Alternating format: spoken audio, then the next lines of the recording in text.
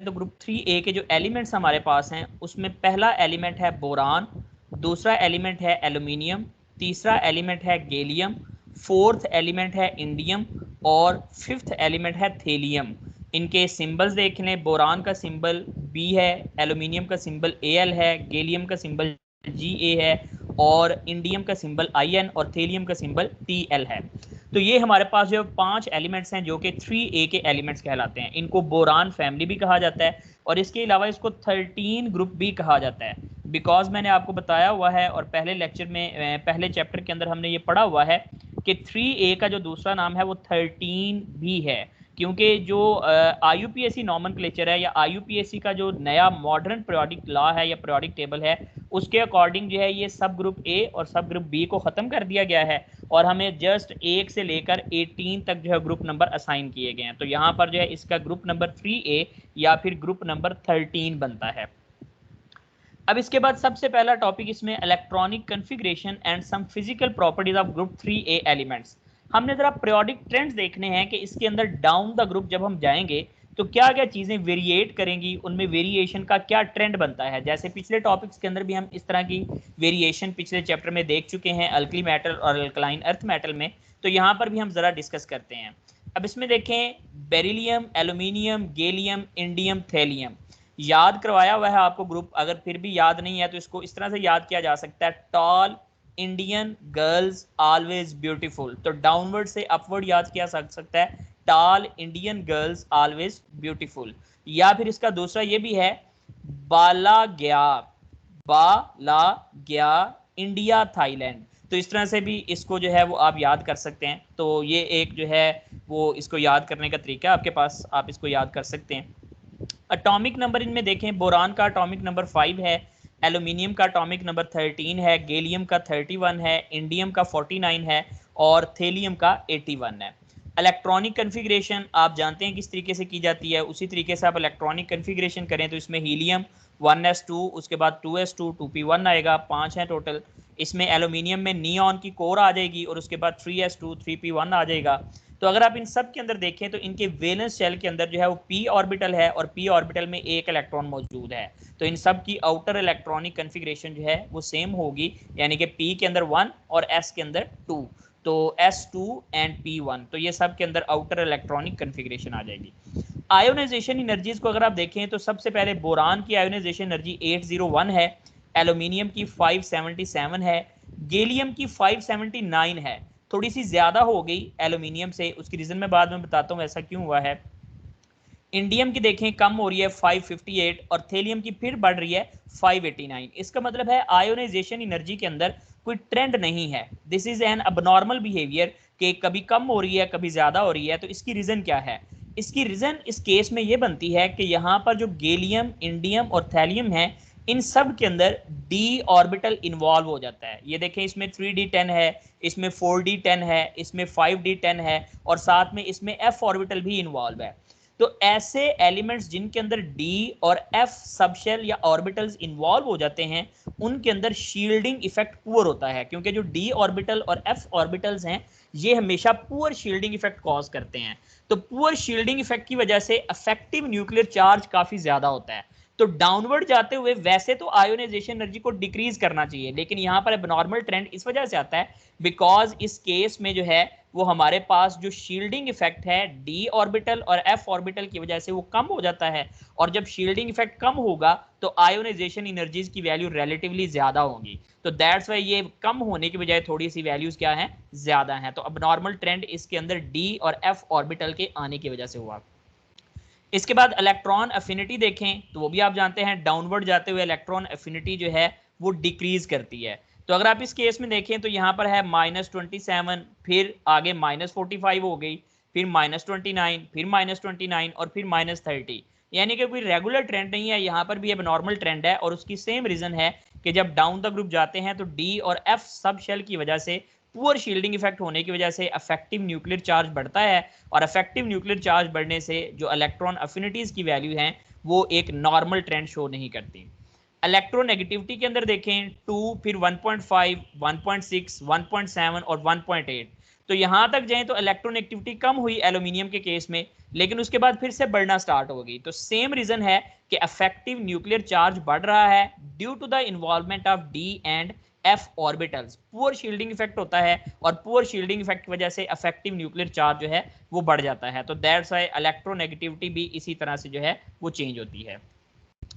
इसके बाद atomic radius देखें तो बोरान के बाद बोरान का 80 है, एल्यूमिनियम का 125, गैलियम के अंदर कुछ ज्यादा फर्क नहीं आया, जस्ट 126 है, इंडियम के अंदर 144 है और थेलियम के अंदर 148 है। यानी कि अगर आप डाउन द ग्रुप जाएं तो साइज के अंदर कोई बहुत बड़ी वेरिएशन नहीं आ रही, बहुत छोटी छोटी सी चेंज है। लाइक 125 से 126 पिकोमीटर हो गया, 144 फिर 148, तो कोई ज्यादा जो है वो इसके अंदर हमें ऑब्जर्वेबल रेडियस के अंदर डिफरेंस नजर नहीं आ रहा। तो इसकी क्या रीजन है? सेम रीजन कि डी और एफ ऑर्बिटल जब गैलियम, इंडियम और थैलियम में आ जाते हैं तो उनके पुअर शील्डिंग इफेक्ट की वजह से अफेक्टिव न्यूक्लियर चार्ज बढ़ता है और उसकी वजह से रेडियस उस तरह से नहीं बढ़ते जिस लिहाज से बढ़ने चाहिए। तो दैट्स वे रेडियस के अंदर भी ये चेंज जो है वो एज सच नहीं आती। आयनिक रेडियस की बात करें, बोरान +3 का आयन वैसे बहुत कम एग्जिस्ट करता है, तो हम उसका एक अंदाजा लगाते हैं कि 20 पिकोमीटर तक जो है उसका आयोनिक रेडियस होता है। एल्यूमिनियम +3 का 52 है, गैलियम का 60 है, इंडियम का 81 है और थेलियम का 95 है। बाकी आप देख सकते हैं कि डाउन द ग्रुप जा रहे हैं तो आयनिक रेडियस जो है वो आहिस्ता आहिस्ता बढ़ रहा है, लेकिन उसके अंदर भी कोई ज़्यादा उस तरह से चेंज हमें ऑब्जर्व नहीं होती। मेल्टिंग पॉइंट की बात करें तो मेल्टिंग पॉइंट में बहुत ज़्यादा एबनॉर्मेलिटी है। लाइक अगर आप देखें बोरान का 2300 है, एल्यूमिनियम का 660 है, गैलियम का 30 है, इंडियम का 157 है और थेलियम का 304 है। तो अब इसके अंदर अगर आप देखें तो बोरान का है 2300, ये तो काफ़ी हाई जो है वो मेल्टिंग पॉइंट है। और एल्यूमिनियम की बात करें 660 है, कम हुआ। गैलियम का 30 है और गैलियम एक ऐसी मेटल है जिसको कहा जाता है कि अगर आप अपनी पाम के ऊपर रखें, हथेली के ऊपर रखें तो ये पिघल जाती है, मेल्ट हो जाती है। उसकी रीजन क्या है कि हमारी बॉडी का टेम्परेचर तकरीबन ऑलमोस्ट 37 डिग्री सेल्सियस है, जबकि इसका melting point just 30 degree Celsius है। तो इस वजह से on the palm of hand ये बड़ी इजीली जो है वो मेल्ट हो जाती है। इंडियम 157 फिर से बढ़ा, थेलियम का फिर से बढ़ गया 304। तो इसके अंदर बड़ा अबनॉर्मल सा ट्रेंड है इसके मेल्टिंग पॉइंट के अंदर, नॉर्मली कोई ट्रेंड इसमें नहीं पाया जाता। बोरान का इतना हाई मेल्टिंग पॉइंट क्यों है? तो उसकी रीजन है कि बोरान जो है वो काफी ज्यादा पॉलीमेरिक स्ट्रक्चर रखता है। जैसे डायमंड का स्ट्रक्चर होता है तो बोरान के अंदर भी काफी ज्यादा जायंट स्ट्रक्चर प्रेजेंट होता है, जिसकी वजह से उसका मेल्टिंग पॉइंट काफी ज्यादा है। एल्यूमिनियम चूंकि मेटल है और मेटल्स के अंदर जो है वो मेटेलिक बॉन्ड होते हैं, काफी स्ट्रॉन्गर बॉन्ड है, इस वजह से इसका भी मेल्टिंग पॉइंट ज्यादा है। गैलियम भी मेटल है, लेकिन इस मेटल के अंदर जो है ये एबनॉर्मेलिटी इन मेल्टिंग पॉइंट काफी ज्यादा है और बहुत अजीब है कि बहुत कम जो है वो इसका मेल्टिंग पॉइंट है। तो इसका मेल्टिंग पॉइंट इतना कम जो है उसकी रीजंस काफी ज्यादा हैं। लाइक इसके अंदर जो स्ट्रक्चर है वो एक प्योर क्रिस्टलाइन स्ट्रक्चर नहीं है। इसके अलावा इसके अंदर जो गैलियम है वो एक एलोट्रोपिक फॉर्म में नहीं होता, मोर एलोट्रोपिक फॉर्म्स में होता है और इस वजह से ये अपनी शेप चेंज करता रहता है हर टाइम पे, तो इसलिए भी इसका मेल्टिंग पॉइंट जो है कम होता है। इंडियम और थैलियम भी मेटल्स हैं और रिलेटिवली उनका भी मेल्टिंग पॉइंट जो है वो बढ़ रहा है और सेम रीजन है कि उनके अंदर मेटेलिक बॉन्ड की स्ट्रेंथ जो है वो ज्यादा हो रही है।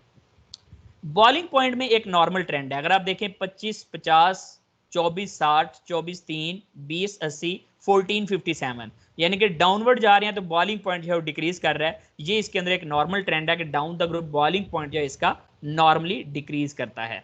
डेंसिटी की बात करें तो डेंसिटी इंक्रीज कर रही है, आप देख सकते हैं 2.33, 2.7, 5.93, 7.3 एंड 11.25, जिसका मतलब है डाउन द ग्रुप जा रहे हैं तो डेंसिटी बढ़ रही है। डेंसिटी क्यों बढ़ रही है? मैंने पहले बताया कि डेंसिटी असल में डिपेंड कर रही होती है साइज पे, और इस केस में अगर आप देखें तो साइजेस के अंदर कोई एज सच फर्क नहीं पड़ रहा, लेकिन मैस में काफी ज्यादा फर्क पड़ रहा होगा। तो मैस की रेशियो बहुत बढ़ रही है लेकिन साइज की रेशियो उस लिहाज से नहीं बढ़ रही, इस वजह से डेंसिटी जो है वो डाउन द ग्रुप इनकी इंक्रीज करती हैं। तो डाउन द ग्रुप डेंसिटी जो है वो इंक्रीज कर रही है। इसके बाद है जनरल ट्रेंड इन ग्रुप 3A एलिमेंट्स। तो जनरल ट्रेंड देखते हैं ग्रुप 3A के एलिमेंट्स का, कुछ इंपॉर्टेंट पॉइंट है इसमें। पहला है metallic character increase down the group. ये सिंपल सी बात है, जो बोरान है उसको सेमी मेटल कंसीडर किया जाता है, वो नॉन मेटेलिक करैक्टर शो करती है, जबकि डाउनवर्ड जाएं तो एल्यूमिनियम मेटल है, गैलियम मेटल है, इंडियम मेटल है, थेलियम मेटल है, तो डाउनवर्ड मेटेलिक करैक्टर इंक्रीज करता है। बोरान इसमें सेमी मेटल है, बाकी सारी इस ग्रुप में मेटल्स हैं। P atomic orbital is in the process of completion, तो हम देख चुके हैं कि पी के अंदर एक एक इलेक्ट्रॉन है और वो in the process of completion है। The increase in atomic size is not regular, पहले बता चुका हूं कि साइज के अंदर जो इंक्रीज है वो रेगुलर नहीं है, due to poor shielding effect of d orbital. Regular से मुराद ये कि मतलब हर लिहाज से उतना नहीं बढ़ रहा जितना बढ़ना चाहिए था, तो रेगुलर नहीं है लेकिन इंक्रीज हो रहा है, लेकिन वो इंक्रीज कोई ज्यादा नहीं है, और वो उसकी रीजन मैं बता चुका हूँ कि डी ऑर्बिटल्स की इन्वॉल्वमेंट की वजह से पुअर शील्डिंग इफेक्ट होता है। +3 ऑक्सीडेशन स्टेट ये शो करते हैं। All elements give normal oxide, सारे के सारे इसके जो एलिमेंट्स हैं वो नॉर्मल ऑक्साइड बनाते हैं, यानी कि ऑक्सीजन के साथ -2 वाली ऑक्सीडेशन स्टेट होती है। All elements give MX3 halide, जैसे कि AlCl3 है, तो सारे के सारे जो है वो 3 हैलोजन को अपने साथ अटैच करके हैलाइड बना सकते हैं।